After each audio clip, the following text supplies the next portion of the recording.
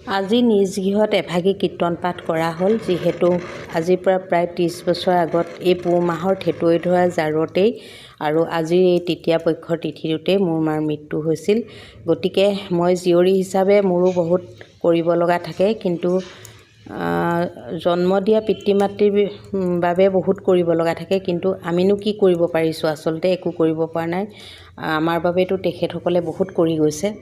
সেইবাবে ঘৰতে এনেদৰে এজন ভকত মাতি অকণমান নাম কীৰ্তন কৰালোঁ। নাম কীৰ্তনৰ